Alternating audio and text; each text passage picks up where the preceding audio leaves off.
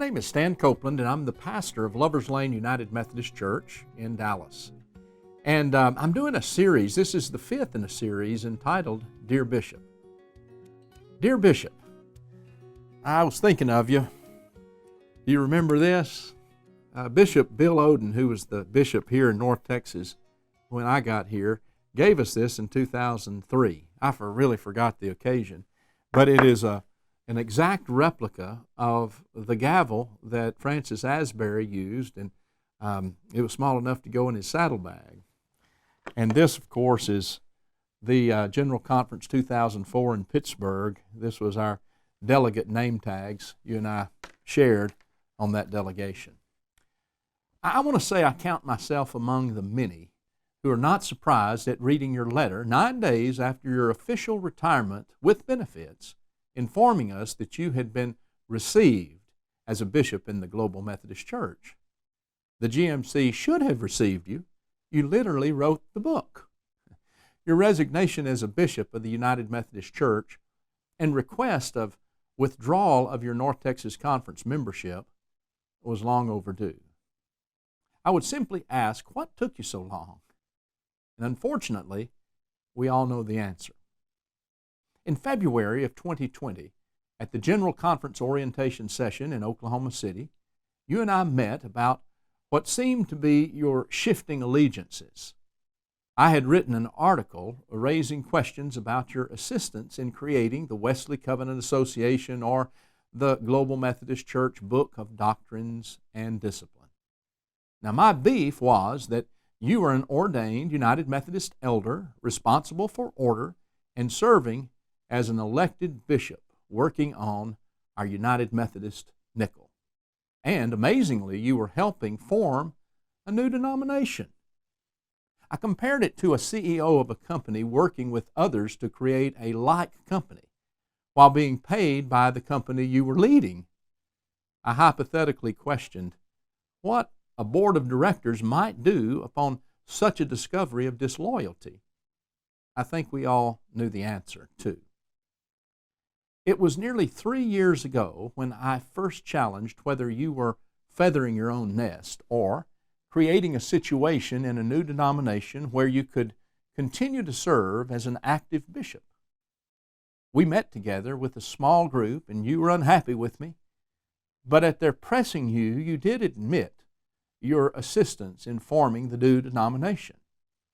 Perhaps the nest feathering reference was a bit crass, but it was true. And truth is still important, isn't it? And now we know nearly 3 years later. You continued to maneuver, all the while stating that you would work to keep as many churches in the Texas Annual Conference together as possible. Most were not fooled that you never said that you would try to keep them together as United Methodists. But few believed you would go to the lengths you did to encourage disaffiliation. You tested the waters with the Judicial Council as to whether an entire annual conference could vote by a simple majority to leave the denomination, which was ruled to be unconstitutional. Still, you touted yourself as neutral and heartbroken at what was happening in the denomination that we elected you to lead as a bishop in 2004. You and I sat closely together on that delegation of the North Texas Conference as your election happened. When you got assigned to the great Texas Annual Conference, I applauded. The news that you were quite friendly to the Good News Coalition created disaffiliation process for local churches, and it opened the floodgates to pastors who saw their future in the new GMC. Pastors were coached to say that they were neutral while pushing hard for the GMC agenda with their laity. They presented the pro-GMC message being churned out by Good News, whereas other bishops spoke out against perversions of the facts and outright lies about the United Methodist Church. And out of your office came How to Leave the UMC material. In nearly every disaffiliation case I know of, the pastors and sometimes key lay leaders played their hand of strong support for disaffiliation in a template letter just a few days before the church would vote.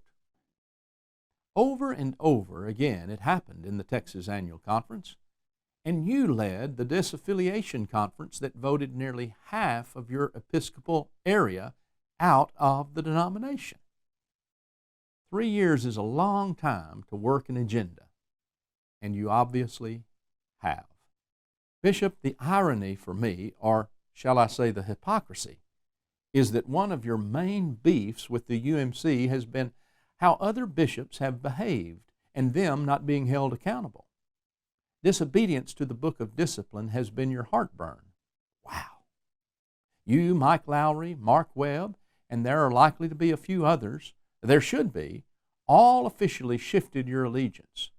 They will, as you have, thank the UMC for giving them so much and then continue to bish in the new denominational nest, which was formed out of schism, which we know Wesley deplored. I will definitely pray for you. You've always touted yourself as being driven by evangelism and disciple-making.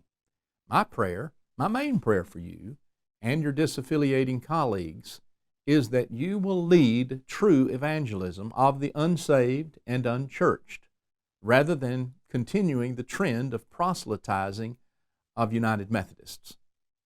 Let's see if you can lead your new denomination to really make disciples, as you have at least written about, and not just remake your kind of disciples out of United Methodists, or worse, find yourself absolutely consumed with who is out and who you will let into your church. Move on. It's time. We'll all be better for it. I'm turning the page on a truly destructive chapter. How about you? If you haven't already, go ahead and subscribe to the Picklin Parson YouTube page. In this strange day where deception is becoming an art form, we're pickling with purpose to preserve a little more truth as well as pickles. Thanks for subscribing. And it's easy, just click the button. And thanks for sharing this video.